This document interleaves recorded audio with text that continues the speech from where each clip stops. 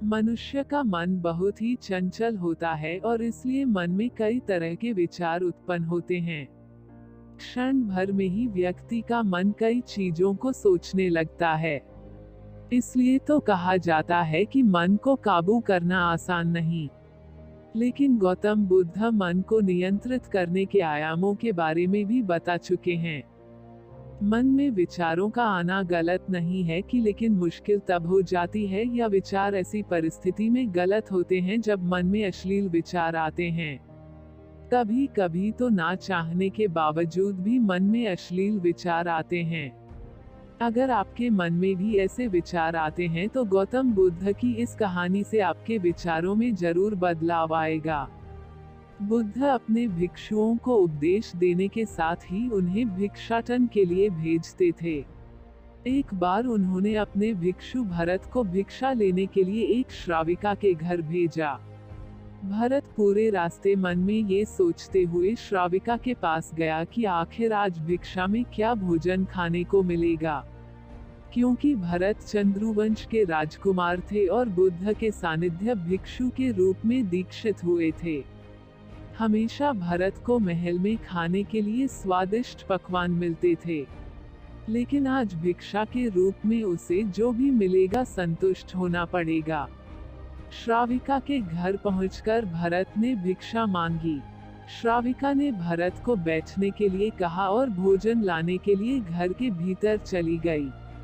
इधर भरत फिर से अपने प्रिय भोजन के बारे में सोचने लगे और जैसे ही श्राविका भोजन लेकर आई तो भरत अचंभित रह गए। भरत ने देखा कि श्राविका ने उनके लिए उनके पसंदीदा पकवान परोसे हैं और अपने प्रिय भोजन को देखकर वह खुश हो गए। भोजन ग्रहण करते हुए भी भरत सोच रहे थे कि महल में तो उन्हें भोजन के बाद विश्राम करने की आदत है, लेकिन आज उन्हें भोजन के बाद वापस तेज धूप में चलकर आश्रम जाना होगा। लेकिन भोजन के बाद श्राविका ने भरत को कुछ समय के लिए विश्राम करने का आग्रह किया। भरत फिर से खुश हुए कि आखिर आज उनके मन की सारी इच्छाएं कैसी पूरी हो रही है। इसके बाद भरत कुछ देर विश्राम करने लगे, लेकिन विश्राम करते हुए भी लेटे लेटे वह सोचने लगे कि आज तो मुझे भोजन के बाद विश्राम करने को मिल गया, लेकिन ऐसा रोज रोज नहीं होगा। जब भरत विश्राम के बाद उठे तो श्राविका ने कहा कि आप जब तक चाहे यहाँ ठहर सकते हैं। इस तरह से धीरे धीरे मेरे मन में विचारों की संख्या कम होती गई और सारे व्यर्थ विचार दूर हो गए। इसके बाद से ही मैं दूसरों के मन में चल रहे विचार को पढ़ लेती हूँ। हालांकि श्राविका की बात सुनकर भरत घबरा गए। इसके बाद भरत ने श्राविका से आज्ञा ली और आश्रम के लिए निकल पड़े।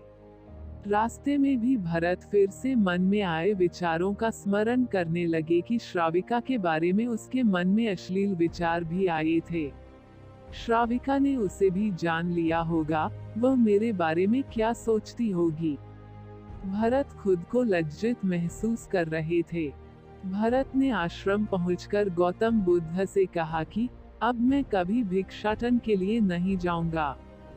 बुद्ध ने भरत को पास बुलाया और कहा कि क्या हुआ है, तुम मुझे सारी व्यथा बताओ। भरत ने सारी बातें बुद्ध को बताई। इसके बाद बुद्ध ने कहा कि अगले एक हफ्ते तक तुम भिक्षाटन के लिए उसी श्राविका के घर पर जाओगे, लेकिन तुम्हें इस बात का ध्यान रखना होगा कि कल भिक्षाटन के लिए जाते हुए तुम अपने चित्त को पूरे होश में रखना। तुम्हारे भीतर क्या विचार उठे उन पर ध्यान केंद्रित करना और यह भी ध्यान रखना कि तुम्हारे मन में कौन सी वासना उठ रही है। तुम कल इन सभी चीजों को ध्यान में रखकर जाना और इसके बाद मुझे वापस आकर बताना। अगले दिन भरत भिक्षाटन के लिए गए। बुद्ध के बताए अनुसार वह पूरे रास्ते अपने होश को जागृत रखते हुए चल रहे थे।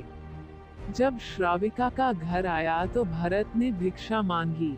उसके भीतर कोई वासना नहीं थी और ना ही कोई विचार उत्पन्न हो रहे थे, क्योंकि उसने अपने मन को पूरी तरह जागृत रखा था।